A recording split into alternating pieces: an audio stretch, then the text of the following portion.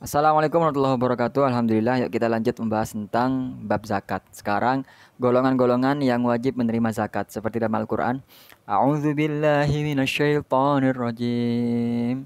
Bismillahirrahmanirrahim. Innamas shadaqatu lil fuqara'i wal masakini wal 'amilina 'alaiha wal mu'allafati qulubuhum wa fir riqabi wal gharimina wa fi sabilillah wa ibnis sabil fariidatan minallah wallahu alimun hakim. Ada 8. Ya, ada 8. Yang pertama fakir. Statusnya fakir adalah pendapatannya tidak memenuhi kebutuhan, bahkan separuh kebutuhannya.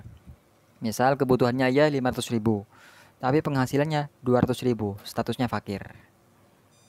Nah, yang termasuk golongan fakir, tidak mempunyai harta dan pekerjaan sama sekali, itu juga termasuk fakir. Mempunyai harta namun tidak mempunyai pekerjaan, sedangkan harta yang ada sangat tidak cukup untuk memenuhi kebutuhan selama umumnya usia manusia, itu fakir. Mempunyai harta dan pekerjaan, hanya harta saja atau pekerjaan saja, namun harta atau pekerjaan tersebut haram menurut agama, ini fakir. Bagi orang yang mempunyai harta yang melimpah atau pekerjaan yang menjanjikan namun haram menurut agama, maka orang tersebut termasuk fakir sehingga berhak dan boleh menerima zakat. Orang yang bekerja pekerjaan haram itu wajib menerima zakat. Yang keempat, tidak mempunyai harta dan tidak mempunyai pekerjaan. Dan mempunyai pekerjaan namun pekerjaannya tidak layak baginya. Seperti pekerjaan yang bisa merusak harga diri, kehormatan dan lain-lain. Halal, tapi nggak layak. Ini wajib dapat zakat. Yang kedua, miskin. Miskin itu adalah mempunyai penghasilan tapi tidak memenuhi kebutuhannya, tapi di atas separuh. Nah itu. Amil zakat adalah orang yang diangkat oleh pemerintah untuk menarik zakat kepada orang yang berhak menerimanya dan tidak mendapat bayaran dari Baitul Mal. Nah, amil zakat ini meliputi pendataan zakat, penarik zakat, pembagi zakat, dan lain-lain. Jumlah zakat yang diterima oleh amil ini beda hitung-hitungannya. Bukan 4 mud, tapi disesuaikan dengan pekerjaan yang dilakukan, alias memakai standar ujroh mithli, semacam UMR lah. Sesuai tugas kerjanya masing-masing, sesuai SOP lah misal. Syaratnya jadi amil zakat, Islam. Harus laki-laki, merdeka, mukallaf, sudah balik, adil, bisa melihat, bisa mendengar, mengerti masalah zakat, faqih. Selanjutnya, mu'allaf. Mu'allaf ini adalah orang-orang yang dibujuk hatinya. Yang pertama, orang yang baru masuk Islam dan imannya masih lemah. Yang kedua, orang yang baru masuk Islam, imannya sudah kuat, namun dia mempunyai kemuliaan di kaumnya. Nah, kita kasih zakat ke dia, agar orang kafir sekitar juga mau masuk Islam. Orang Islam yang melindungi kaum muslimin dari gangguan dan keburukan orang-orang kafir. Nah, ini.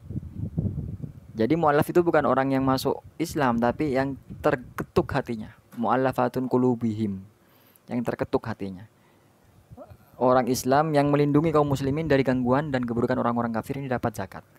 Orang Islam yang membela kepentingan kaum muslimin dari kaum muslim yang lain yang dari golongan anti zakat atau pemberontak dan orang-orang non-Islam ini juga dapat zakat. Hatinya terketuk. Yang selanjutnya, yang kelima, budak mukatab yang dijanjikan dimerdekakan. Ini yaitu budak yang dijanjikan merdeka oleh tuannya apabila sudah melunasi sebagian jumlah tebusan yang ditentukan dengan cara angsuran. Tujuannya untuk membantu melunasi tanggungan dari budak mukatab. Tetap dapat zakat. Yang keenam, orang yang berhutang. Orang yang berhutang adalah orang yang dapat zakat, orang yang berhutang untuk mendamaikan dua orang atau dua kelompok yang sedang bertikai. Ada orang bertengkar perkara uang. Biar mereka aku tak ngutang dulu. Ini, aku dapat zakat ini. Yang kedua, orang yang berhutang untuk kemaslahatan diri sendiri dan keluarga, untuk memenuhi kebutuhan hidup, akhirnya punya hutang. Orang yang punya hutang itu dapat zakat, Mas. Yang ketiga, orang yang berhutang untuk kemaslahatan umum, hutang buat bangun masjid, itu dapat zakat kita. Orang yang berhutang untuk menanggung hutangnya orang lain, dapat zakat. Fisabilillah, berperang di jalan Allah dan tidak dapat gaji. Orang yang fisabilillah ini berhak menerima zakat untuk seluruh keperluan perang, sejak berangkat sampai kembali. Sabilillah dan keluarganya berhak mendapatkan tunjangan nafkah yang diambilkan dari zakat. Sedangkan yang berhak memberikan zakat untuk fisabilillah adalah imam. Nah, jadi yang mengeluarkan zakat untuk para fisabilillah itu adalah penguasa. Di kalangan ulama terdapat ikhtilaf. Ada pendapat mengatakan bahwa yang dimaksud fisabilillah tidak lain adalah orang-orang yang menjadi sukarelawan untuk berperang di jalan Allah dan tidak mendapatkan gaji. Dan inilah pendapat mayoritas para ulama.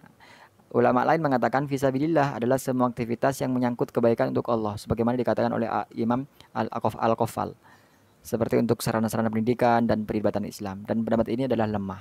Jadi yang kuat adalah fisabilillah, berjihad. Ibnu Sabil, musafir. Nah, musafir itu dapat zakat. Syaratnya bukan berpergian untuk maksiat. Tentu. Yang kedua, membutuhkan biaya atau kekurangan biaya. Dalam masa-masa musafirnya itu membutuhkan biaya. Aduh. Nah, itu. Semoga bermanfaat. Alhamdulillah. Assalamualaikum warahmatullahi wabarakatuh.